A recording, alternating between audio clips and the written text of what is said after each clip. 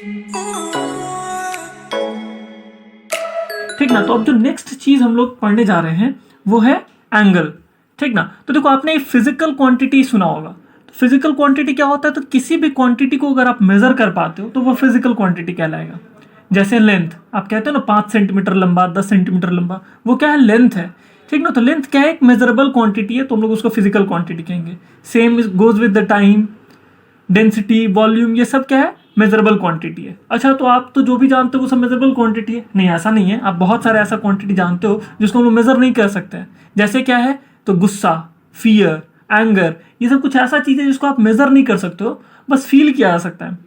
ठीक ना। तो वो सब इमोशनल क्वांटिटी आप उसको कह सकते हो। ठीक ना। लेकिन ये जो अभी हम लोग जो फिजिक्स में पढ़ने जाते हैं या फिर केमिस्ट्री में जो यूज होगा वो सारे के सारे फिजिकल क्वांटिटी होंगे जिसको आप मेजर कर सकते हो। ठीक ना। तो देखो, जो भी क्वांटिटी आप मेजर कर सकते हो उसके साथ दो चीज जनरली अटैच्ड होता है। ठीक ना। एक्चुअली में तो उसके साथ तीन चीज होना चाहिए। जैसे देखो, एक होता है उसके साथ हमेशा आएगा आपका उसका मैग्नीट्यूड। मैग्नीट्यूड जैसे मान लो अगर आप लेंथ एक फिजिकल क्वांटिटी है तो आप कहते हैं ना 5 सेंटीमीटर। तो देखो ये जो 5 है ना, ये मैग्नीट्यूड होता है। इसको हम लोग क्या कहते हैं? मैग्नीट्यूड या फिर न्यूमेरिकल वैल्यू।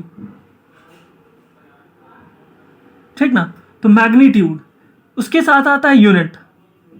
उसके साथ क्या आता है हमारा? यूनिट। यूनिट जैसे सेंटीमीटर, फिर टाइम में सेकंड आ जाता है, आर आ जाता है, वॉल्यूम में मीटर क्यूब, ये सब क्या है? यूनिट है। अच्छा, जरूरी नहीं है कि हर फिजिकल क्वांटिटी के साथ आपका यूनिट आई। बहुत सारा फिजिकल क्वांटिटी होता है जिसमें यूनिट नहीं होता है। जैसे बताओ कोई? रिलेटिव डेंसिटी, रिफ्रैक्टिव इंडेक्स, ऐसे बहुत सारे फिजिकल क्वांटिटी हैं जिसमें यूनिट नहीं होता है। लेकिन फिजिकल क्वांटिटी में मैग्नीट्यूड, यूनिट और एक कभी कभी मतलब जो और हायर क्लास में आप पढ़ोगे डायरेक्शन। ठीक ना। ये सब हम लोग को डिटेल में पढ़ना है पूरा नेक्स्ट चैप्टर में। बस मैं अभी बता रहा हूँ कि फिजिकल क्वांटिटी है यानी उसको मेजर कर सकते हो आप। कोई भी चीज को मेजर करते हो तो उसके साथ एक हमेशा अटैच आता है न्यूमेरिकल वैल्यू। ठीक ना। ये तो हर क्वांटिटी में होना है। ठीक ना। वो जीरो ही क्यों ना, वो भी तो एक न्यूमेरिकल वैल्यू है। तो मैग्नीट्यूड, ठीक ना। और यूनिट, यूनिट अलग फिजिकल क्वांटिटी का अलग यूनिट होता है। ठीक ना। तो अभी जो हम लोग को फिजिकल क्वांटिटी डिस्कस करना है वो है एंगल। ठीक ना। तो अभी तो आपको पता चल गया एंगल क्या होता है। तो एंगल एक तरह का फिजिकल क्वांटिटी है, यानी एक ऐसा क्वांटिटी जिसको आप मेजर कर सकते हो। ठीक। अच्छा, फिजिकल क्वांटिटी है तो पहले ये बताइए इसमें यूनिट होता है कि नहीं? आप लोग बहुत कोई बोलेंगे यूनिट तो नहीं होता है। नहीं, एंगल का यूनिट होता है और उसका ऐसा यूनिट जो होता है वो होता है रेडियन। उसका ऐसा यूनिट क्या होता है? रेडियन। ठीक ना। अदर यूनिट्स भी होते हैं, ये उसका क्या है? ऐसा यूनिट है। ठीक ना। तो एंगल एक ऐसा फिजिकल क्वांटिटी है जिसका ऐसा यूनिट क्या होता है? रेडियन होता है। लेकिन अदर यूनिट्स भी हैं एंगल के। अदर यूनिट्स में आप लोग ने बहुत कुछ सुन भी रखा होगा। अदर यूनिट्स ऑफ एंगल क्या होता है? तो angle is also measured in degree. Angle को आप डिग्री में भी मेजर कर सकते हो। ठीक ना। ऐसे इसका सिंबल होता है डिग्री। फिर इसका अदर यूनिट्स में, जैसे ये तो मेजर यूनिट है, सब यूनिट में आ जाता है आपको मिनट और सेकेंड। इसका सब यूनिट्स क्या है? मिनट और सेकेंड। ठीक ना। मिनट को आप एक एरोहेड से मतलब एक कोलोन से दिखाते हो और सेकंड को डबल से। ठीक ना। तो ये अदर 3 यूनिट्स हैं एंगल के। ठीक ना। तो एंगल एक ऐसा फिजिकल क्वांटिटी होता है जिसका it is measured in the unit radian, ऐसा यूनिट जो कि होता है उसका। और अदर यूनिट्स ऑफ एंगल जो है वो है डिग्री, मिनट और सेकंड। अच्छा, ये जो आप इन तीनों में रिलेशन याद रख सकते हो कि 1 डिग्री जो होता है, 1 degree is equal to 60 minute होता है और 1 minute is equal to 60 second. जैसा होता है ना कि 1 आवर में 60 मिनट, 1 मिनट में 60 सेकेंड, तो 1 डिग्री में 60 मिनट और 1 मिनट में 60 सेकेंड। ठीक ना। तो ये अदर यूनिट्स ऑफ एंगल है और इस दोनों को आप इंटर कन्वर्ट कर सकते हो, जो कि हम लोग धीरे से मतलब धीरे धीरे पढ़ेंगे। ठीक ना। तो पहले हम लोग समझते हैं एंगल है क्या। तो देखो, मान लो कि एक पार्टिकल है जो इस सर्कुलर पाथ पे घूम रहा है, इस सर्कुलर पाथ के सरकमफेरेंस पे घूम रहा है। तो अगर ये सर्कुलर पाथ है तो इसका एक क्या होगा? सेंटर होगा। ठीक, इसका ये क्या होगा? सेंटर होगा। ठीक ना। तो इस पे वो ट्रैवल कर रहा है और मान लो वो पॉइंट ए, ये पॉइंट ए था, टी इज इक्वल टू 0 पे, टी इज इक्वल टू 0 पे वो पॉइंट ए पे था। ठीक ना। और T is equal to T second पे वो पॉइंट बी पे चला गया, वो पॉइंट बी पे चला गया। तो देखो वो क्या है, जब वो ट्रैवल कर रहा था तो वो अलोंग द सरकमफेरेंस ऐसे ट्रैवल किया। लेकिन जब वो सरकमफेरेंस के अलोंग चल रहा था तो उसका एक और डिस्प्लेसमेंट हो रहा था सेंटर के अबाउट। जब वो सरकमफेरेंस के अलोंग वो ट्रैवल कर रहा था तो उसी पार्टिकल का एक और डिस्प्लेसमेंट हो रहा था, मतलब उसका मूवमेंट हो रहा था with respect to centre of the circle. उस सर्कुलर पाथ के सेंटर की तरफ से भी उसका क्या हो रहा था, विथ रेफरेंस टू सेंटर भी उसका क्या हो रहा था, एक डिस्प्लेसमेंट हो रहा था या मूवमेंट हो रहा था, ठीक ना। तो ये जो डिस्प्लेसमेंट होता है, डिस्प्लेसमेंट वो एक्चुअल में देखो, एक्चुअल में वो जो पार्टिकल है या वो पर्सन है वो along the circumference of the circle move कर रहा है, लेकिन जब वो सर्कुलर पाथ पे अलोंग द सरकमफेरेंस मूव कर रहा होता है तो उसका एक और मूवमेंट होता है विथ रिस्पेक्ट टू सेंटर। ये जो मूवमेंट होता है, या फिर इसको एक्चुअली हम लोग डिस्प्लेसमेंट कहते हैं, ये जो डिस्प्लेसमेंट होता है या फिर मूवमेंट होता है उस पार्टिकल का with respect to centre of the circle, इसी को हम लोग एंगल कहते हैं, ठीक ना। इसी को एंगल कहते हैं, यानी एंगल जिसको हम लोग थीटा से डिनोट करते हो, theta is defined as the ratio of, ये क्या होता है, रेशियो होता है किसका, तो ये जो सरकमफेरेंस के अलोंग उसका डिस्प्लेसमेंट रहा था, मान लो एल, ठीक है, ये जो सरकमफेरेंस के अलोंग जो उसका मूवमेंट था एल अपॉन रेडियस, ये जो रेडियस होगा सर्कल का, समझ रहे हो। तो एंगल जो होता है, angle is the ratio of displacement of the particle along the circumference. इस सर्कमफेरेंस के अलोंग जो वो लेंथ ऑफ द आर्क, इसको आर्क कहते हैं ना, तो length of the arc upon radius, ठीक ना, जो रेडियस होगा उस सर्कुलर पाथ का, उस दोनों का जो रेशियो होता है इसी को हम लोग एंगल कहते हैं, ठीक ना। तो देखो अभी आपको ये समझना है। अच्छा, इससे पहले देखो एक चीज देखो, जब भी हम बताया ना कि फिजिकल क्वांटिटी क्या होता है, तो किसी भी क्वांटिटी को अगर आप मेजर कर सकते हो तो वो फिजिकल क्वांटिटी कहलाएगा, ठीक ना। जैसे कि लेंथ हो गया, मास हो गया, टाइम हो गया, वॉल्यूम हो गया, डेंसिटी हो गया, सब कुछ। तो देखो जब भी किसी क्वांटिटी को आप मेजर करते हो तो उसके साथ 3 टर्म एसोसिएट होगा, ठीक ना। इसको कभी कभी आप ऐसे एन यू करके लिख देते हैं, मतलब देखो मैग्नीट्यूड, अगर कोई भी फिजिकल क्वांटिटी को आप मेजर करोगे तो उसका कुछ वैल्यू आएगा ना, जैसे 5 सेंटीमीटर, तो ये जो 5 होता है, या फिर 60 डिग्री, या फिर आप मान लो 30 सेकेंड्स, तो ये 5, 30, 60 ये सब क्या है, उसके मैग्नीट्यूड को दर्शाता है। मैग्नीट्यूड मतलब न्यूमेरिकल वैल्यू को बताता है। फिर जो उसके साथ आप सेंटीमीटर, सेकेंड या फिर डिग्री एसोसिएट करते हो वो उसका यूनिट होता है, वो उसका यूनिट होता है, ठीक ना। यूनिट क्या होता है, जिस टर्म में आप उसको उस फिजिकल क्वांटिटी को मेजर करते हो, ठीक ना, वो यूनिट हो गया। और डायरेक्शन, देखो बहुत सारे ऐसे फिजिकल क्वांटिटी होते हैं जिनका अगर आपको पूरा मतलब पूरा वैल्यू, मतलब पूरा जो होता है ना उसका, तो अपना कंप्लीट आइडिया उसी वक्त देते हैं जब आप उसका डायरेक्शन बताते हो। और बहुत सारा क्वांटिटी ऐसा होता है जिसमें डायरेक्शन का जरूरत नहीं होता है, जैसे लेंथ, इसमें आपको डायरेक्शन बताने की जरूरत नहीं है क्योंकि उसमें डायरेक्शन होता ही नहीं है। टाइम, इसमें भी डायरेक्शन नहीं होता।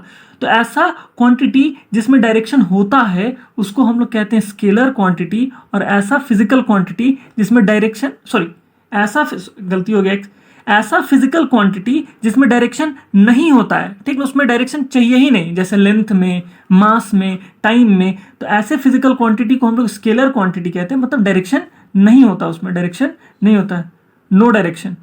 ये अपना कंप्लीट मीनिंग बिना डायरेक्शन के भी दे देते हैं, ठीक ना। और ऐसा फिजिकल क्वांटिटी जिसमें डायरेक्शन होता है उसको हम लोग वेक्टर क्वांटिटी कहते हैं। मतलब अगर आपको इस क्वांटिटी का कंप्लीट सिग्निफिकेंस समझना है, समझ रहे हो ना, तो उसका आपको डायरेक्शन मस्ट है।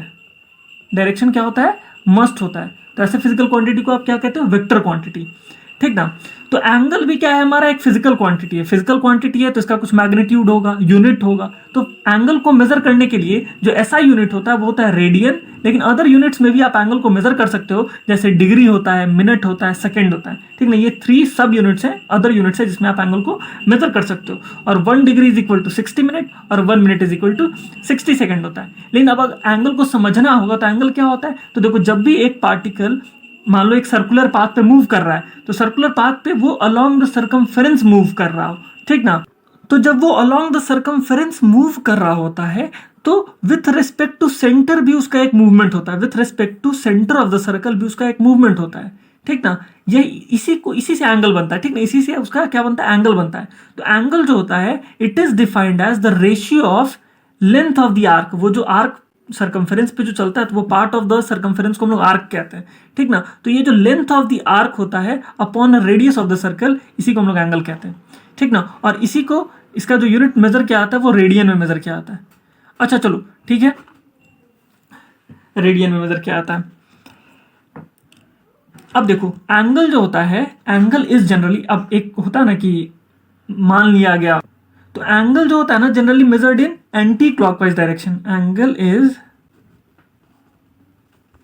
Measured in anti clockwise direction.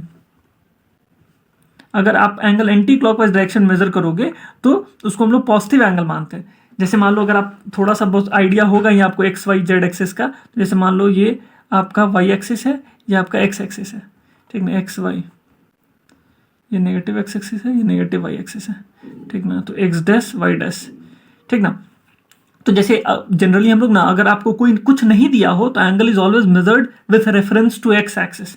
अगर कह दिया कि वाई एक्सिस से मेजर किया गया तो ठीक है, लेकिन अगर सीधा 60 डिग्री दिया गया तो आपको समझ जाना है कि वो जो बेस जो होगा, तो जो रेफरेंस लाइन होता है वो एक्स एक्सिस होता है एंगल को, ठीक ना। ये क्या है, अज्यूम्ड फैक्ट है कि जो रेफरेंस लेते हैं हम लोग, अगर नहीं दिया है तो एक्स एक्सिस, और angle is always measured in anti clockwise direction. जैसे मान लो अगर 60 डिग्री कहा गया तो वो आपको एक्स एक्सिस को रेफरेंस मानते हुए 60 डिग्री तक चलना है, and in anti clockwise direction, in anti clockwise direction, ऐसे एंटी क्लॉकवाइज डायरेक्शन होता है ना, दो डायरेक्शन होता है, क्लॉकवाइज एक एंटी क्लॉकवाइज। तो देखो जिस डायरेक्शन में क्लॉक के आर्म्स घूमते हैं, जैसे क्लॉक ऐसे ही घूमता है ना, मिनट का या फिर सेकेंड का हैंड ऐसे ही घूमता है, तो इसको क्लॉकवाइज डायरेक्शन कहा जाता है।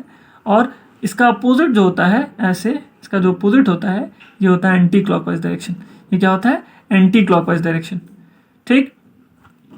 तो यहां अगर एक्स एक्सिस के रेफरेंस पे चलोगे तो ये क्या हो जाएगा, एंटी क्लॉकवाइज डायरेक्शन होगा। तो एंगल जो एंटी क्लॉकवाइज डायरेक्शन में मेजर किया आता है उसको हम लोग क्या कहते हैं, पॉजिटिव मानते हैं, उसको हम लोग क्या मानते हैं, पॉजिटिव मानते हैं। तो जैसे ये क्या होगा, यहाँ पे जो थीटा आएगा 60 डिग्री, यहाँ पे जो थीटा आएगा 60 डिग्री, ये क्या होगा, पॉजिटिव 60 डिग्री होगा।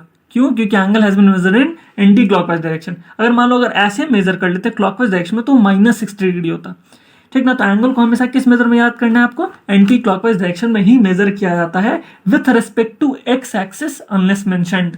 अगर मेंशन कर दिया गया कि वाई जेड से मेंशन करना है तो वाई जेड से निकाल लो, लेकिन अगर नहीं कुछ दिया रहे तो आपको रेफरेंस लाइन एक्स एक्सिस मानना है, ठीक। तो अभी एक पॉइंट आपको याद रखना है कि एंगल के पास यूनिट होता है but it is a dimensionless quantity, इसका डायमेंशन नहीं होता है इसके पास। अच्छा, अभी बस आपको एक ऐसी, ये बाद में पढ़ाना है डिटेल में, बट आपको ध्यान रखना है कि डायमेंशन वैसे फिजिकल क्वांटिटी का नहीं होता है जो सेम चीज के रेशियो से डिसाइडेड होते हैं, ठीक है। जैसे एंगल जो है, देखो इसका भी यूनिट मीटर होता है, इसका भी यूनिट मीटर होगा, क्योंकि दोनों एक तरह का लेंथ ही है ना, रेडियस भी क्या एक तरह का लेंथ है, और आर्क का भी जो लेंथ वो भी क्या एक तरह का लेंथ ही है, तो दोनों का सेम यूनिट होगा ना। जब सेम यूनिट से कोई क्वांटिटी डिसाइडेड होता है उसके रेशियो से, तो वो हमेशा डायमेंशनलेस होगा, वो हमेशा डायमेंशनलेस होगा, ठीक ना। जैसे कौन सा था, रिफ्रैक्टिव इंडेक्स। रिफ्रैक्टिव इंडेक्स भी क्या होता है, रेशियो ऑफ साइन, मतलब दो एंगल का वो रेशियो होता है ना, तो वो भी क्या हो जाएगा, डायमेंशनलेस हो जाएगा। और यहां भी देखो एंगल भी क्या है, ये भी क्या है, रेशियो है दो लेंथ का, ठीक ना, length of arc upon radius of the circle, तो ये भी क्या होता है, डायमेंशनलेस होता है। लेकिन इसका यूनिट है, जैसे रिफ्रैक्टिव इंडेक्स में तो यूनिट भी नहीं होता है, इसका यूनिट है, और यूनिट क्या है, रेडियन, डिग्री, मिनट, सेकेंड, ऐसे बहुत सारे यूनिट्स होते हैं इसके, ठीक। तो अब हम लोग को देखना है कि कैसे हम लोग रेडियन को मतलब डिग्री में कन्वर्ट कर सकते हैं, ठीक ना। और फिर जैसे ही आप डिग्री में कन्वर्ट कर लोगे तो आप उसको मिनट में भी कन्वर्ट कर सकते हो, सेकंड में भी कन्वर्ट कर सकते हो, या फिर वाइस वर्सा, ठीक ना। तो जो मेन हम लोग को जानना है कि रेडियन से डिग्री का ट्रांजिशन कैसे होता है। तो देखो, हाँ, तो relation between radian and degree पढ़ना हम लोग को। तो देखो आपको एक बात याद रखना पड़ेगा, जैसे मान लो कोई भी पार्टिकल जब एक कंप्लीट रिवॉल्यूशन करता है, मान लो जैसे एक सर्कुलर पाथ में वो कंप्लीट रिवॉल्यूशन किया, ठीक ना। तो कोई पार्टिकल जब एक सर्कुलर पाथ में कंप्लीट रिवॉल्यूशन करता है तो हम लोग कहते हैं वो 360 डिग्री रिवॉल्व किया, ठीक ना। तो डिग्री वाइज वो 360 डिग्री किया, और रेडियन वाइज इसी को हम लोग कहते हैं 2 पाई रेडियन, 2 पाई रेडियन, समझ लो। तो एक कंप्लीट रिवॉल्यूशन में, एक कंप्लीट सर्कुलर पाथ में 360 डिग्री होता है, which is equal to 2 pi radian, ठीक ना। तो देखो यही रिलेशन होता है, ये रिलेशन अगर आपको पता है तो आप किसी भी डिग्री को रेडियन में कन्वर्ट कर सकते हो और किसी भी रेडियन को डिग्री में कन्वर्ट कर सकते हो। कंप्लीट रिवॉल्यूशन मतलब 360 degree which is equal to 2 pi radian. Therefore pi radian का मतलब क्या हुआ, पाई रेडियन मतलब जैसे यहाँ भी 2 से डिवाइड कर दो, यहाँ भी 2 से डिवाइड कर दो, तो ये पाई रेडियन हो जाएगा, और ये 180 डिग्री हो गया, ठीक ना। तो पाई रेडियन का मतलब क्या होता है, 180 डिग्री। तो किसी भी रेडियन को, जैसे मान लो अगर 3 पाई बाई 2, अगर मान लो अगर ऐसा क्वेश्चन रहा कि 3 पाई बाई 2 मतलब क्या होता है, जैसे 3 पाई बाई 2 रेडियन है, 3 पाई बाई 2 रेडियन है, इसको अगर डिग्री में कन्वर्ट करना होगा, इज इक्वल टू कितना डिग्री, तो क्या लिखोगे आप? तो देखो कुछ नहीं करना है आपको, बस क्या करो, जैसे 3/2 इंटू पाई रेडियन है ना, तो पाई रेडियन को डिग्री में क्या लिखते हैं हम लोग? पाई रेडियन को डिग्री में हम लोग क्या लिखते हैं? Pi radian is equal to 180 degree. तो ये क्या हो जाएगा? 90 इंटू 3 यानी 270 डिग्री। तो किसी भी रेडियन हो, जहां भी रेडियन हो, बस पाई की जगह आपको क्या लिख देना? 180 डिग्री लिख देना, ठीक ना। जहां भी आपको पाई रेडियन दिखा वहां पे 180 डिग्री रिप्लेस कर दो, आपका वो क्या हो जाएगा? पूरा जो रेडियन था वो डिग्री में चेंज कर जाएगा। इसका उल्टा कैसे करोगे? जैसे देखो क्वेश्चन क्या है, 145 डिग्री इसको रेडियन में चेंज करना है, तो आपको फिर से वही फैक्ट याद रखना है कि 180 डिग्री जब होता है तो उसको हम लोग क्या लिखते हैं? पाई रेडियन लिखते हैं ना। तो 1 डिग्री को क्या लिखोगे आप? Pi by 180 radian. बस यूनिटरी मेथड यूज करना है आपको। फिर 145 डिग्री को कितना रेडियन लिखोगे? तो पाई अपॉन 180 इंटू 145 रेडियन। तो इसको क्या चेंज कर लो आप, इसको 9, ऐसे देखो ये 5 से 36 टाइम्स में कट जाएगा और ये 5 से 29 टाइम्स में, इसका कोई हटेगा तो यही हो जाएगा, मान लो आपका 29 पाई बाई 36 रेडियन। तो किसी भी डिग्री को आप रेडियन में चेंज कर सकते हो और किसी भी रेडियन को डिग्री में चेंज कर सकते हो। बस आपको फैक्ट क्या याद रखना है? तो जो इंपॉर्टेंट लाइन है वो आपको बस यही याद रखना है, पूरे एंगल का conversion from degree to radian, बस यही याद रखना है। या तो आप ये याद रख लो 2 pi radian is equal to 360 degree, या फिर 180 degree is equal to pi radian. उसके बाद सारा क्या है? Unitary method. उसके बाद यूनिटरी मेथड अप्लाई करो और कन्वर्ट करते जाओ। याद नहीं रखना है कि इतना करके कुछ भी, बस ये डेटा याद रखो। उसके बाद radian to degree, degree to radian, unitary method लगा के आप कन्वर्ट कर सकते हो। अच्छा देखो एक अमेजिंग फैक्ट क्या याद रखना है, जैसे अभी हमने क्या बताया कि एंगल के बारे में आपको नहीं बताया कि एंगल स्केलर क्वांटिटी है या फिर वेक्टर क्वांटिटी। अभी हमने बताया था ना कि एंगल क्या है हमारा? एंगल हमारा फिजिकल क्वांटिटी होता है। एंगल क्या होता है हमारा? Physical quantity. फिजिकल क्वांटिटी तो उसका मैग्नीट्यूड यूनिट होगा। मैग्नीट्यूड जैसे बोला 60 डिग्री तो मैग्नीट्यूड हो गया 60, यूनिट हो गया डिग्री। या फिर इवन अगर मान लो 2 पाई रेडियन, तो 2 पाई उसका क्या हो जाएगा? मैग्नीट्यूड हो जाएगा। रेडियन क्या हो जाएगा? उसका यूनिट हो जाएगा। तो डायरेक्शन की बात करते हैं तो देखो एंगल जो होता है ना, मतलब कुछ फिजिकल क्वांटिटी ऐसे होते हैं ना, जैसे देखो वेलोसिटी हमेशा वेक्टर क्वांटिटी होता है क्योंकि उसके पास मैग्नीट्यूड, यूनिट और डायरेक्शन सब कुछ होता है। तीनों चाहिए ही मस्ट, तीनों दोगे तभी वो कंप्लीट इंफॉर्मेशन देगा। मास में सिर्फ मैग्नीट्यूड और यूनिट चाहिए, वो कंप्लीट इंफॉर्मेशन दे देगा, डायरेक्शन का जरूरत नहीं है, तो वो स्केलर क्वांटिटी हो गया। लेकिन कुछ क्वांटिटी ऐसे होते हैं जो condition to condition, situation to situation अपना नेचर चेंज करता है। मतलब वो कभी स्केलर की तरह बिहेव करेगा, कभी वेक्टर की तरह बिहेव करेगा। वैसा ही दो क्वांटिटी आपको ध्यान रखना है, ठीक ना। वो दो क्वांटिटी कौन से हैं? तो वो देखो, पहला क्वांटिटी एंगल और दूसरा क्वांटिटी है एरिया। दूसरा क्वांटिटी क्या है? एरिया। देखो ये दोनों ऐसे फिजिकल क्वांटिटी हैं जो कंडीशन टू कंडीशन और सिचुएशन टू सिचुएशन अपना नेचर चेंज करता है। ये कभी स्केलर की तरह बिहेव कर सकते हैं और कभी वेक्टर की तरह बिहेव कर सकते हैं। जैसे आप लोगों ने बाद में कभी पढ़ेंगे आप मैग्नेटिज्म वगैरह में कि जैसे एरिया वेक्टर मतलब परपेंडिकुलर टू प्लेन। जैसे मान लो ये एरिया है तो इसका एरिया वेक्टर मतलब डायरेक्शन ऑफ एरिया क्या होगा? तो परपेंडिकुलर टू प्लेन, बाहर या फिर अंदर, ठीक ना, इनवर्ड या फिर आउटवर्ड। तो देखो जब डायरेक्शन, अगर हम एरिया वेक्टर कह रहे हैं यानी एरिया के साथ डायरेक्शन स्पेसिफाई कर रहे हैं, तो एरिया किसकी तरह बिहेव किया? वेक्टर क्वांटिटी की तरह बिहेव किया। और इन जनरल एरिया क्या होता है? स्केलर क्वांटिटी होता है। सेम एंगल के साथ भी कभी एंगल इनवर्ड या फिर आउटवर्ड कहोगे या फिर एंटी क्लॉकवाइज या क्लॉकवाइज कहोगे, तो ये सब क्या है? डायरेक्शन स्पेसिफाई कर रहे हैं, यानी वो उस वक्त वेक्टर की तरह बिहेव कर रहा है। लेकिन इन जनरल क्या होता है? वो स्केलर क्वांटिटी होता है। तो ये जो दोनों फिजिकल क्वांटिटी हैं, they behave as scalar as well as vector according to situation as the situation demands, ठीक ना। जैसा सिचुएशन या कंडीशन डिमांड करेगा वो वैसा बिहेव करेगा, ठीक ना। लेकिन इन जनरल आप याद रख सकते हो कि जब छोटे से एंगल या फिर छोटे से एरिया की बात करें, मतलब छोटा सा एंगल या फिर छोटा सा एरिया को हम लोग ऐसे डिनोट करते हैं, डी थीटा या फिर डी ए, मतलब small angle and small area, very small angle and small area, ये वेक्टर क्वांटिटी होता है। ये क्या होता है? वेक्टर क्वांटिटी होता है। इसमें आपको डायरेक्शन स्पेसिफाई करना पड़ेगा, ठीक ना।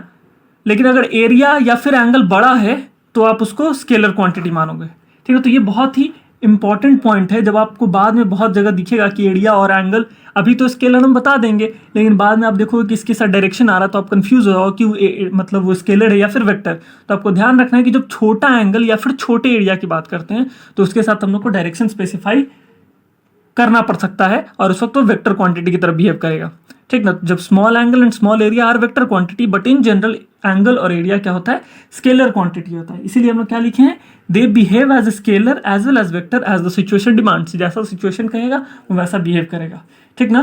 This is all about angle, जहां पे हम लोग क्या कहें, एंगल फिजिकल क्वांटिटी होता है, उसके 4 यूनिट्स पर हैं, रेडियन, डिग्री, मिनट, सेकेंड, सबका आपस में रिलेशन पर है, कैसे रेडियन को डिग्री में कन्वर्ट करते हैं, डिग्री को रेडियन में कैसे कन्वर्ट करते हैं। फिर हमने पढ़ा कि एंगल को कैसे वेक्टर और स्केलर की तरह ट्रीट किया जाता है। छोटे से एंगल को आप वेक्टर कह सकते हो, छोटे से एरिया को भी वेक्टर क्वांटिटी की तरह ट्रीट कर सकते हो। इन बड़ा एंगल या फिर बड़ा एरिया होगा, ठीक ना, उस वक्त वो स्केलर की तरह बिहेव करेगा, ठीक।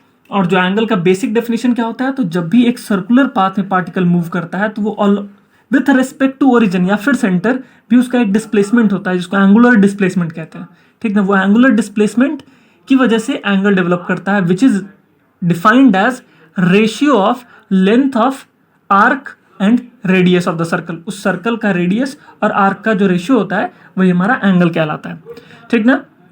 अच्छा, ये जो एंगल हम लोग बोल रहे हैं ना, इसका एक्चुअल में प्लेन एंगल कहते हैं, ठीक ना। एंगल 2 तरीके से होता है, प्लेन एंगल और एक क्या होता है, सॉलिड एंगल, ठीक ना। अभी आपको बस प्लेन एंगल ध्यान रखना है, ठीक ना, इसको प्लेन एंगल कहते हैं। Plane angle is defined as ratio of length of arc of that circular path. उस सर्कुलर पाथ का जो आर्क आया था ना, उसका और रेडियस ऑफ द सर्कल का जो रेशियो होता है उसी को हम लोग प्लेन एंगल कहते हैं, और उसी का यूनिट रेडियन होता है, ठीक ना। सॉलिड एंगल का यूनिट स्टे रेडियन होता है, जो कि बाद में पढ़ेंगे हम लोग, ठीक ना, नेक्स्ट चैप्टर में, ठीक। तो इस हिसाब से हम लोग क्या कर लिया, एंगल भी खत्म हो गया। अब जो हमारा नेक्स्ट टॉपिक होगा वो basic idea of coordinate geometry, ठीक ना। कोऑर्डिनेट ज्योमेट्री का थोड़ा बहुत आइडिया लेना हम लोग को। तो चलो, जो हमारा नेक्स्ट टॉपिक है वो क्या है, कोऑर्डिनेट ज्योमेट्री, ठीक है। बहुत नाम सुना होगा आप लोगों ने इसका, और बहुत ज्यादा यूज भी है इसका आगे क्लासेस में, मतलब जब तक आप फिजिक्स पढ़ोगे बहुत सारा यूज आएगा इसका, ठीक है। तो कोऑर्डिनेट ज्योमेट्री क्या होता है, पहले ये समझ लेते हैं। देखो, ये एक ऐसा प्रोसेस होता है, ये एक ऐसा मेथड होता है जिससे हम लोग किसी भी पॉइंट का एग्जैक्ट लोकेशन और पोजीशन बताते हैं, ठीक ना। समझ रहे हो इसका फिजिक्स में कितना ज्यादा यूज होगा। जब भी एक पार्टिकल मोशन में होता है, उसका हम लोग को पोजीशन बताना होता है, वो उस पोजीशन से क्या क्या काम करेगा, समझ रहे हो ना, इसका बहुत ज्यादा यूज होने वाला है, ठीक ना। तो कोऑर्डिनेट ज्योमेट्री क्या होता है, इसमें हम लोग क्या करते हैं, एग्जैक्ट मेथड बाय विच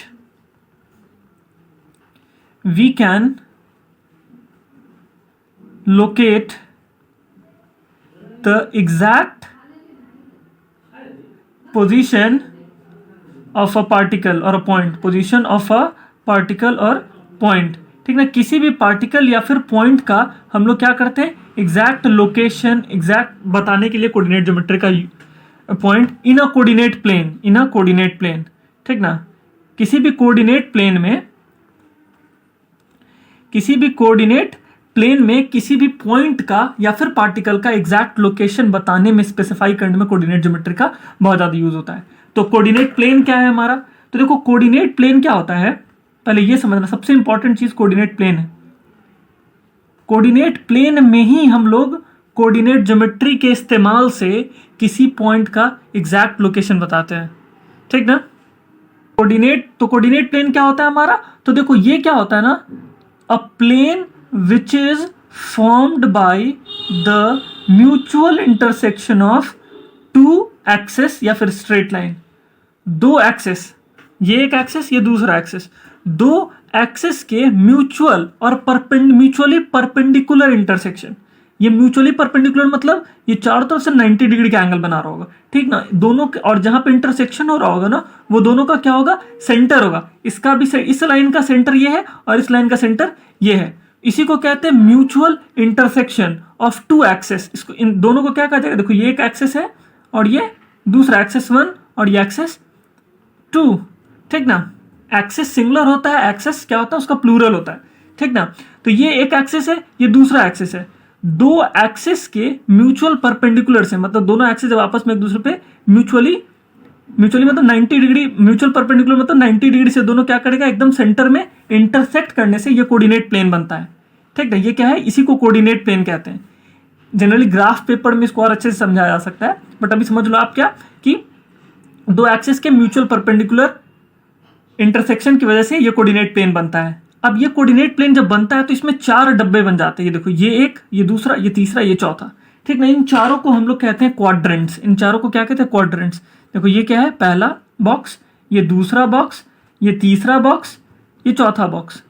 ये 4 क्या है? 1 2 3 4 आर क्वाड्रेंट्स। 1 2 3 4 क्या होता है? ये 1 2 3 एंड 4 आर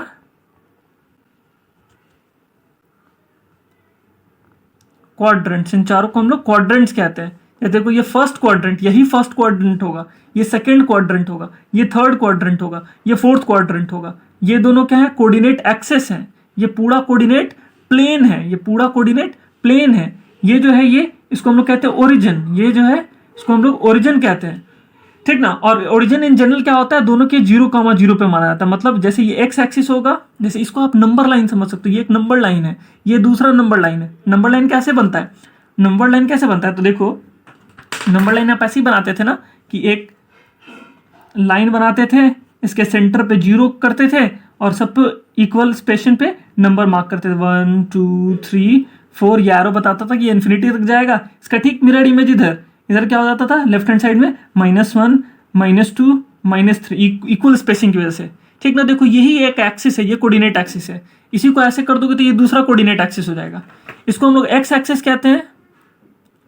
कहने को आप कुछ भी कह सकते हो, लेकिन हम लोग ऐसा मान के चलते हैं कि ये एक्स एक्सिस है, ये वाई एक्सिस है, ये हमारा वाई एक्सिस है, ठीक। तो ये देखो, ये ऊपर वाला ये ओरिजिन है। ये ओरिजिन के ऊपर वाला क्या होता है? पॉजिटिव वाई एक्सिस, और ये ओरिजिन के नीचे वाला नेगेटिव वाई एक्सिस।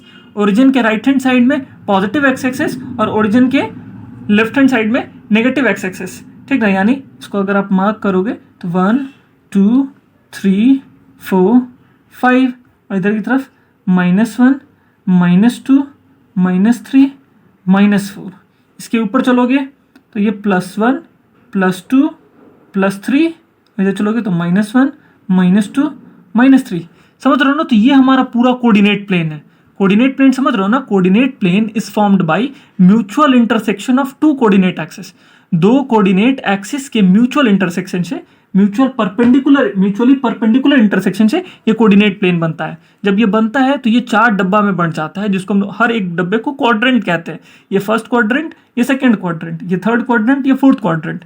देखो, फर्स्ट क्वाड्रेंट में क्या है? एक्स भी पॉजिटिव है, वाई भी पॉजिटिव है। सेकंड क्वाड्रेंट में क्या है? एक्स नेगेटिव है, वाई पॉजिटिव है। थर्ड क्वाड्रेंट में एक्स नेगेटिव है, वाई भी नेगेटिव है। फोर्थ क्वाड्रेंट में एक्स पॉजिटिव है, वाई नेगेटिव है।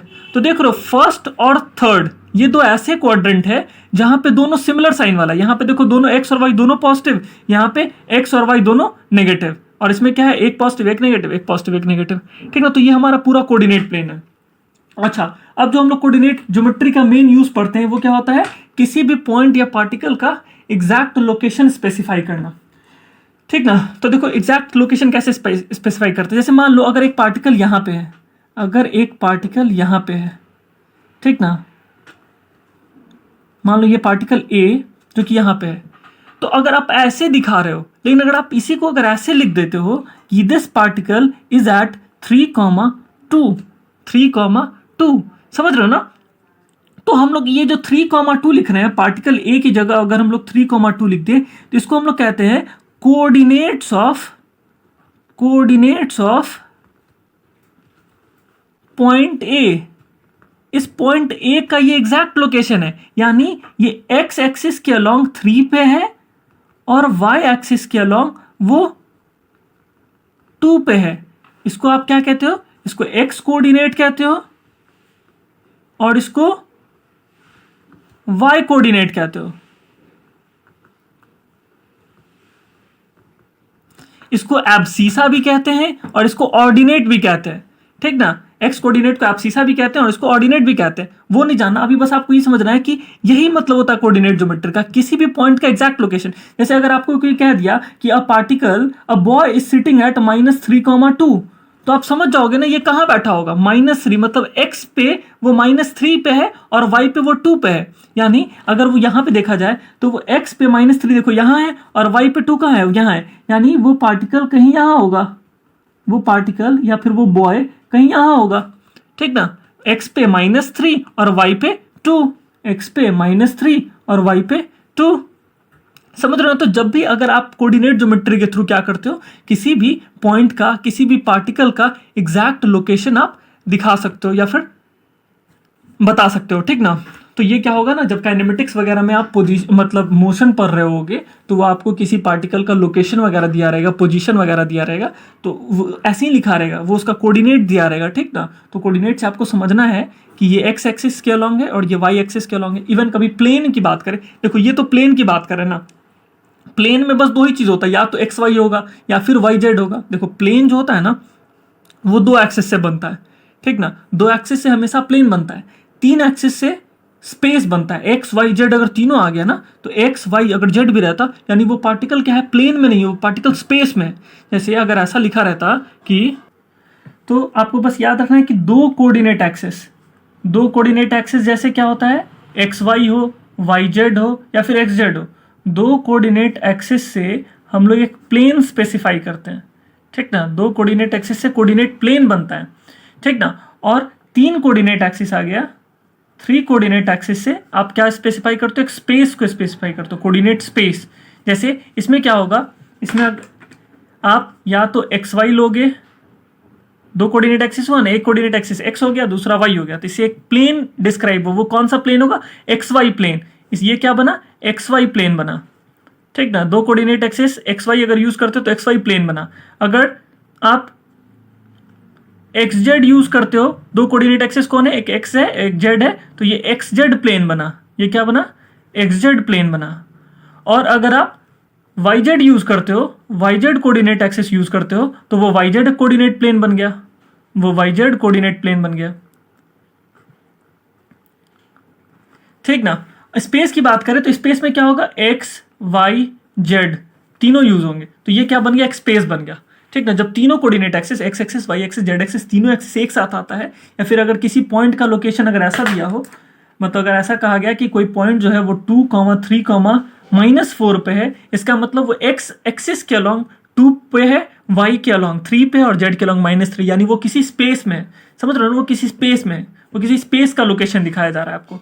और अगर सिर्फ एक्स वाई हो या फिर एक्स जेड या फिर वाई जेड रहा, यानी वो किसी प्लेन में, समझ गया ना। तो ये हमारा कोऑर्डिनेट ज्योमेट्री का बेसिक आइडिया हो गया, जहां पे हम मतलब कैसे किसी पॉइंट का लोकेशन लिखते हैं, एक्सिस का मतलब क्या होता है, प्लेन क्या होता है, स्पेस क्या होता है, स्पेस कैसे डिसाइड करते हैं, क्वाड्रेंट कैसे होता है, कितने क्वाड्रेंट्स होते हैं, किस क्वाड्रेंट में कौन पॉजिटिव होगा, वो सब कुछ हम लोगों ने देख लिया, ठीक ना। हाँ, बस अब एक चीज आप और देखना, ये जो चॉइस ऑफ, ये बहुत इंपॉर्टेंट है। अभी हम लोग हमेशा ऐसा मान लेते हैं, इसी को एक्स एक्सिस, इसी को वाई एक्सिस, इसी को जेड, ओरिजिन का मतलब यही 0,0 ही होता है, तो ऐसा कुछ नहीं है। चॉइस ऑफ, बहुत इंपॉर्टेंट चीज है, चॉइस ऑफ कोऑर्डिनेट एक्सिस, आप किसी को भी एक्स मान सकते हो, किसी को भी वाई, किसी को भी जेड, ओरिजिन भी आपका जहां मन करे वहीं मान सकते हो। तो choice of coordinate axis and origin is relative. Relative मतलब जिसका जहां मन करे, जिसका जो मन करे वो मान सकता है, ठीक है। कोई कंपल्सन नहीं है कि इसी को आपको एक हॉरिजॉन्टल वाले को ही एक्स करना है, वर्टिकल वाले को ही वाई कहना है, और जो स्पेस के बाहर है वो उसी को जेड कहना है, जरूरी नहीं है, आप अपने अकॉर्डिंग कर सकते हो। लेकिन क्या होता है, मान लिया गया है तो इसी को हम लोग जनरली मान लेते हैं, एक्स वाई जेड, इसी को ओरिजिन मान लेते हैं। आपका जहां मन करे वहां मान सकते हो, ठीक ना। तो ये basic idea of coordinate geometry हो गया। अच्छा, कभी कभी क्या होता है ना, जैसे मान लो बहुत सारे, इसका भी बहुत यूज होगा कि देखो ये क्या है, ये कोऑर्डिनेट प्लेन बनाया गया, ठीक ना। इस कोऑर्डिनेट प्लेन में दो पॉइंट को दिखाया गया आपको, पॉइंट ए जो कि x1 और y1 पे है, ठीक ना। ये क्या है, हमारा y1 है और ये हमारा x1 है, और ये जो पॉइंट b है वो कहाँ है, x2, y2 पे, ठीक ना। अब इस दोनों पॉइंट को स्पेसिफाई कर दिया गया, इसका एग्जैक्ट लोकेशन आपको कोऑर्डिनेट प्लेन में दिखा दिया गया, ठीक ना। अब क्या करना है कि देखो, जैसे अगर देखो ये दोनों पॉइंट को अगर आप कनेक्ट करते हो तो एक लाइन बनेगा इस दोनों पॉइंट को, क्योंकि आपको पता है ना, एक दो लाइन को मिला के आप हमेशा एक स्ट्रेट लाइन प्लॉट कर सकते हो, दो पॉइंट से आप हमेशा एक स्ट्रेट लाइन प्लॉट कर सकते हो। तो ये जैसे ए बी क्या हो गया, एक स्ट्रेट लाइन है, ठीक ना। अगर आपसे कोई पूछे कि इस स्ट्रेट लाइन AB का डिस्टेंस बताइए, मतलब जैसे होता है 5 सेंटीमीटर 10 सेंटीमीटर, इसका डिस्टेंस बताइए, तो कोऑर्डिनेट ज्योमेट्री हम लोग को आइडिया देता है कि कैसे किसी भी स्ट्रेट लाइन का हम लोग क्या निकाल सकें, डिस्टेंस निकाल सकें, लेंथ निकाल सकें, ठीक ना, length of a coordinate axis. इसी को हम लोग to find the length of the line हम लोग को एक फॉर्मूला दिया गया जिसको हम लोग कहते हैं डिस्टेंस फॉर्मूला। क्या कहते हैं? Distance formula. ये भी कोऑर्डिनेट ज्योमेट्री का पार्ट है, ठीक ना। अकॉर्डिंग टू डिस्टेंस फॉर्मूला जो ए बी का लेंथ होगा, लेंथ ऑफ ए बी का जो लेंथ होगा, it is equal to under root x2 minus x1 का होल स्क्वायर, जो कि हमेशा पॉजिटिव होगा। x2 बड़ा हो या फिर x1 बड़ा हो, उससे फर्क नहीं पड़ता है, क्योंकि जो भी अगर नेगेटिव भी आया तो नेगेटिव का भी स्क्वायर क्या होता है, पॉजिटिव ही होता है ना, जो कि हमेशा पॉजिटिव होगा, प्लस y2 माइनस y1 का होल स्क्वायर, ठीक है। ये क्या होता है? डिस्टेंस फॉर्मूला होता है। इसको हम लोग क्या कहते हैं? डिस्टेंस फॉर्मूला, जिससे आप किसी भी लाइन का, अगर आपको उसके दोनों एंड पॉइंट का कोऑर्डिनेट्स पता है, लोकेशन पता है, तो आप उस लाइन का, स्ट्रेट लाइन का आप डिस्टेंस निकाल सकते हो by distance formula. Under root x2 minus x1 का होल स्क्वायर, यानी square of difference of abscissa plus square of difference of Y या फिर ऑर्डिनेट, वाई कोऑर्डिनेट या फिर ऑर्डिनेट, ठीक ना। ये क्या होता है? अंडर रूट के अंदर ये क्या आ जाएगा? आपका डिस्टेंस फॉर्मूला होता है, और इससे आप किसी भी स्ट्रेट लाइन का लेंथ निकाल सकते हो, ठीक ना। ऐसे ही चलो मान लो अगर ये दोनों पॉइंट है, इससे अगर आपको मिड पॉइंट का लोकेशन पूछ दिया गया, ठीक ना, अगर ऐसा कहा गया कि if C is the mid point, अगर मान लो अगर ऐसा दिया रहा कि C is mid point, find its coordinate, if अगर ऐसा मान लो दे दिया, if C is the mid point of line A B, ऐसा दिया रहा कि लाइन ए बी जो है उसका मिड पॉइंट क्या है? सी है, तो इसका कोऑर्डिनेट क्या होगा? सी का कोऑर्डिनेट क्या होगा? तो इसको जो इस फॉर्मूला को हम लोग कहते हैं मिड पॉइंट फॉर्मूला। क्या कहते हैं? Mid point formula. इसको आप मिड पॉइंट फॉर्मूला से निकाल सकते हो। और मिड पॉइंट फॉर्मूला क्या होता है? ये दो फॉर्मूला बस आपको कोऑर्डिनेट ज्योमेट्री में याद रखना है, ठीक ना। और मिड पॉइंट फॉर्मूला होता है कि x1 plus x2 by 2 minus y1 plus y2 by 2, this gives the mid point formula, ठीक ना। इससे आप क्या होता है, इस लाइन का आप मिड पॉइंट निकाल सकते हो, यानी यहाँ पे अगर मिड पॉइंट सी है तो उसका कोऑर्डिनेट निकल कर आ जाएगा x1 plus x2 by 2 minus y1 plus y2 by 2। तो समझ गए, यही सारा चीज है कोऑर्डिनेट ज्योमेट्री के अंदर। कोऑर्डिनेट ज्योमेट्री के अंदर हम लोग ऑलमोस्ट हर कुछ पढ़ लिए, और बाकी जो डिटेल ग्राफ वगैरह आएगा वो हम लोग आगे चलकर पढ़ लेंगे, ठीक ना। तो इसमें आप लोग को क्या पता चला? ओरिजिन या फिर कोऑर्डिनेट एक्सिस का जो सिलेक्शन होता है, कौन एक्स एक्सिस होगा, कौन सा वाई एक्सिस होगा, वो सब डिसाइड करना इंडिविजुअल टू इंडिविजुअल वैरी कर सकता है, ठीक ना। हम लोग अपने सहूलियत के लिए हॉरिजॉन्टल वाले को x मान लेते हैं, वर्टिकल वाले को y मान लेते हैं, ठीक। और ये जो प्लेन के बाहर रहता है इसको आप लोग क्या मान लेते हो? z मान लेते हो। तो देखो ये 3 हो गया ना, ये x हो गया, ये x हो गया, ये y हो गया, और ये हमारा क्या हो गया? z हो गया, ठीक ना। ये 3 कोऑर्डिनेट एक्सिस है, ठीक। ये 3 कोऑर्डिनेट एक्सिस मिल जाते हैं तो स्पेस को आप डिफाइन कर सकते हो, ठीक ना। एक्स वाई जेड अगर तीनों पता हो, यानी वो पॉइंट क्या है? स्पेस में है। और अगर किसी 2 कोऑर्डिनेट एक्सिस को लेते हो तो वो कोऑर्डिनेट प्लेन को दर्शाता है, जैसे एक्स और वाई से X Y plane, X Z से X Z plane, Y Z से वाई जेड कोऑर्डिनेट प्लेन, ठीक ना। तो अगर सिर्फ एक्स वाई 2 ही एक्सिस से अगर पॉइंट का लोकेशन दिखाया गया, यानी वो पॉइंट किसमें? प्लेन में। अगर तीनों दिया गया यानी वो स्पेस में है, ठीक ना। इससे क्या कर सकते हो आप? लोकेशन निकाल सकते हो किसी भी पॉइंट का, और लोकेशन अगर पता होगा आपको किसी 2 पॉइंट का तो आप उससे उसका लेंथ निकाल सकते हो। लाइन ज्वाइनिंग दैट 2 पॉइंट से आप उस लाइन का लेंथ निकाल सकते हो बाय यूजिंग डिस्टेंस फार्मूला। ये हमारा डिस्टेंस फार्मूला है, और उस लाइन का आप मिड पॉइंट निकाल सकते हो by using mid point formula. तो this was all about coordinate geometry, ठीक ना। अच्छा देखो, एक जो हम लोग लिखे हैं मतलब बेसिक मैथमेटिक्स में टॉपिक एक्सपोनेंट्स एंड रेडिकल्स, ठीक ना। तो एक्सपोनेंट के लिए ना हम पहले ही से ही जो 6, 7, 8, 9, 10 इवन 11, 12 या फिर जो भी फिजिक्स में यूज होगा या फिर केमिस्ट्री में, वो पूरा डिटेल में एक्सपोनेंट का एक लेक्चर दे रखा है, ठीक ना। तो आप पूरा एक्सपोनेंट अगर आपको नहीं आता हो तो देख लो, और अगर आता हो तो भी तो देखने का जरूरत नहीं है, या फिर अगर थोड़ा बहुत आता है तो आप 2 के स्पीड से करके आप उसको देख लो, ठीक ना। बस इसमें एक जो टॉपिक है रेडिकल, वो मैं थोड़ा सा बता देता हूँ आपको। तो रेडिकल से जाना, देखो बस आपने इसका यूज समझ लो। जैसे देखो, अगर ऐसा रहा कि 1, 2, 5 रेज़ टू द पावर 2/3। तो देखो जो यहाँ पे रहता है नीचे उसको हम लोग बेस कहते हैं, और ये जो ऊपर रहता है इसको एक्सपोनेंट या फिर इंडेक्स कहते हैं। देखो अगर ऐसा रहता, मतलब अगर ऐसा होता था तो बहुत आसान होता था कि a raise to the power 2 होता, तो इसको आसानी से आप क्या लिख देते थे, a इंटू ए लिख देते थे, ठीक ना। लेकिन अगर ऐसा रहा, मतलब अगर वो फ्रैक्शन के फॉर्म में पावर दिया रहा, तो आप इसको कैसे यूज करोगे। तो देखो इसको ना बेस्ट तरीका क्या होता है कि थोड़ा सा आप अपना कॉमन सेंस और दिमाग यूज करो। जैसे देखो ये 2/3 है ना, आप इसको ऐसे लिख सकते हो, आप इसको ऐसे लिख सकते हो 1 2 5 raise to the power 1/3 into 2। आपने लॉज ऑफ एक्सपोनेंट में एक पढ़ा है ना, पावर ऑफ पावर लॉ, जिसमें अगर पावर के पावर को क्या कर देते हैं आप, इंटू कर देते हो। तो 2/3 को हम ऐसे लिख सकते हैं ना, 2 इंटू 1/3 या फिर 1/3 इंटू 2, आप ऐसे लिख सकते हो ना, दोनों तो 2/3 ही है। तो अगर जो आपका यहाँ पे 125 रेज टू द पावर 2/3 है, आप इसको ऐसे शिफ्ट कर सकते हो 125 रेज टू द पावर 1/3 उसका पावर ऑफ पावर 2, समझ गए, ऐसे लिख सकते हो आप। अब देखो 1/3 मतलब क्या होता है, क्यूब रूट। 1/3 मतलब क्या होता है, क्यूब रूट। तो 125 किसका क्यूब है, इसके लिए आप क्या कर सकते हो, प्राइम फैक्टराइजेशन कर लो। आपको तो पता ही होगा ऐसे कैसे करोगे प्राइम फैक्टराइजेशन 125। अब देखो 125 5 से आता है, 25 टाइम्स में 5 5 जा 5 1 जा, तो 5 इंटू 5 इंटू 5, इसमें से क्या निकलेगा, यानी इसको आप ऐसे लिखते हो तो 5 इंटू 5 इंटू 5। अब इसी में से क्या निकल कर आएगा, सॉरी 5 नहीं, 3 में से एक, ट्रिपलेट में से एक निकल कर आएगा जो कि 5 हो जाएगा। तो आप 125 का क्यूब रूट क्या होता है, वो 5 होता है, और 5 रेज टू द पावर 2 जो कि क्या आ जाएगा 25 होगा। तो देखो कितना आसानी से ये सॉल्व हो गया।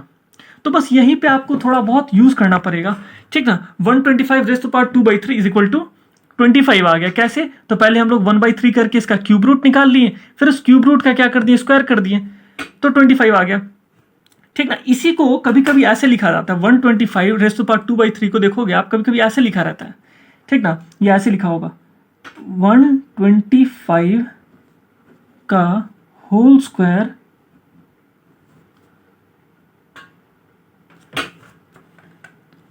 देख रहे हो ना आप, इसी को रेडिकल कहते हैं। इसी को ऐसे ही फॉर्म में अगर कोई नंबर लिखा रहता है, इसी को हम लोग क्या कहते हैं, रेडिकल कहते हैं। ऐसे लिखा है, आप इसको ऐसे ट्रांसफॉर्म कर सकते हो। कैसे, फिर से देख लो, 125 का होल स्क्वायर है, बहुत बढ़िया। ये क्या है, 125 का होल स्क्वायर, ठीक है, बहुत सही। और ये क्या है, Q1। ऐसा जब भी होता है तो इसको आप 1/3 पावर की तरह यूज कर सकते हो ना, 1/3 पावर। तो देखो ये फाइनली ये क्या निकल कर आ जाए, 125 2/3 पावर पे, ठीक ना। तो समझ रहे हो ना, इसी को रेडिकल, बस इतना ही आपको जानना है। जब भी कोई नंबर ऐसे लिखा हो, कंफ्यूज नहीं करना है। ये क्या है, ये इसका स्क्वायर है, और ये जो है ये पावर पे जब जाता है ना, ये क्यूब रूट का साइन है, ठीक ना, रेडिकेंड कहते हैं, साइन ऑफ रेडिकल, ठीक ना, साइन ऑफ रेडिकल। अब इसी को जब हटाते हो ना, तो ये क्या होता है, इस नंबर पे पावर 1/3, जैसे यहाँ पे 3 है तो 1/3 बनकर आ जाएगा, 2 रहता तो 1/2, उसको स्क्वायर रूट कह देते हैं। यहाँ पे ये क्यूब रूट है, अगर यहाँ पे 5 लिखा रहता तो ये ऊपर जाके 1/5 हो जाता। समझ रहे हो, तो ऐसे कर दो, उसके बाद तो सोल्यूशन आसान है, बस यही करना है आपको, ठीक ना। तो this is all about exponent and radical. Exponent पूरा पीछे पढ़ाया हुआ है, रेडिकल का बस आपको ये थोड़ा सा बात याद रखना है, कैसे इसको चेंज करते हैं, ताकि आपका जब भी अगर मान लो ऐसा कोई कॉम्प्लेक्स आंसर न्यूमेरिकल्स में ऐसा कोई आने ही वाला होगा, तो आप कंफ्यूज नहीं करना, आप इसको बस ट्रांसफॉर्म करके सोल्यूशन ले आओ, ठीक ना। तो ये सारा हमारा कोऑर्डिनेट ज्योमेट्री हो गया, एंगल्स हो गया, ठीक ना, एक्सपोनेंट रेडिकल्स हो गया, कंसेप्ट ऑफ अलजेब्रा, ये यहाँ तक हमने खत्म कर लिया है। अब जो हमारा नेक्स्ट क्लास होगा वो ट्रिगो के ऊपर होगा, ठीक ना। जो भी आपने 10th तक ट्रिगो पढ़ा है, बस वही चीज़ यहाँ पे यूज होगा, और कुछ और एडिशनल फॉर्मूला आएंगे वो आपको याद रखने होंगे, ठीक ना। तो नेक्स्ट क्लास बहुत इंटरेस्टिंग होने वाला है ट्रिगो के बारे में। हम लोग बहुत जीरो से शुरू करेंगे, जो फर्स्ट क्लास ऑफ ट्रिगोनोमेट्री से, और फिर जो भी 11th 12th के फिजिक्स में यूज होगा वो सारा ट्रिगो हम लोग खत्म कर लेंगे, ठीक ना।